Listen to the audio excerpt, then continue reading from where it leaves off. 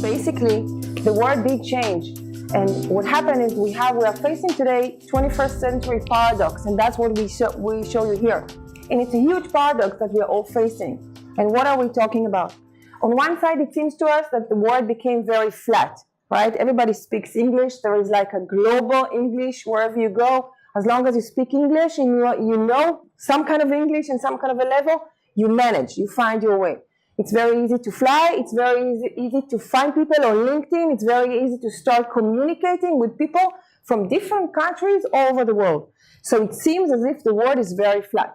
And we also have the technology that totally supports it. Like I mentioned, LinkedIn and any other way of media.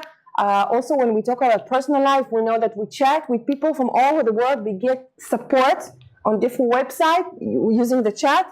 You're all familiar with the chat, right? You can open the chat and speak to people that you think that they're from the States, but they might be even from India. You don't even know where they are. So the world becomes flat.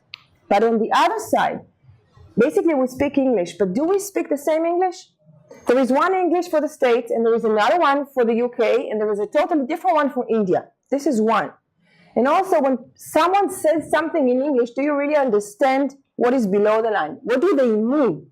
You hear the words, you think that you understand what they said, but when we speak about, let's say, about negotiation, the partner that you're working with is saying some kind of a sentence. Do you really understand what he means? What is he expecting? What is below the line? Usually we don't. We understand some kind of a level, but not everything, not 100%. So there is a global English, but there are many, many, many differences into that English, and also to be aware of the differences, not in the word, but in the meaning and also in the values. Cultural spaces, when we write emails, we sit in our own cultural spaces and we write an email to somebody who sits in their cultural spaces that are completely different from ours. And we send that email with our cultural language, English, right? And it lands in the box of somebody who is in India.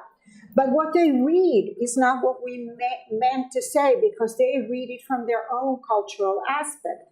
So are we understood? Are we too polite? Are we too concise? Are we too rude? Are we too long in getting to the point? All of this is culturally oriented.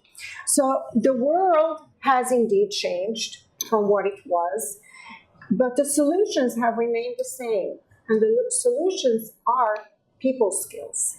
And that's what cultural awareness is about. I want to talk about the dangers of cultures of similarity. And basically, what does it mean? I assume that before you go, for business in Korea, I would assume that you stop first and you get some, I hope that you're going to get some training. Usually you're going to take someone with you who's local, who's going to translators to be with you, to escort you, to make sure that everything is understood, the explicit and the implicit, so you don't miss anything. But what do we do when we find someone in the States, for instance, or in Canada, or even in West Europe? We find a new customer who's in France or in Germany, and you say, we can start communicating. We are speaking all English, right? I'll be very polite, okay? I'll make sure that I'm polite, and it's going to do well. What happens is those cultures are quite similar in a way, but there is also a difference. And what happens is in that area of difference is all the misunderstanding, all the things that we're not aware of. So a person who has cultural competency has four main factors that they know how to do. Number one is they first of all have the motivation to go out of their own comfort zone to understand that there are cultural differences, and the way I interact is not the way that my Japanese colleague would interact.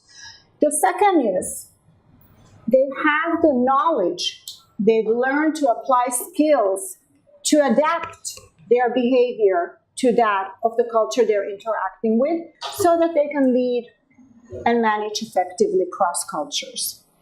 And they have the strategies, the skill sets in order to enable successful business interactions. And lastly, and this kind of combines them all, they have the flexibility, once they have the strategies, the knowledge, and the motivation, to adapt their behavior in real time so that it works.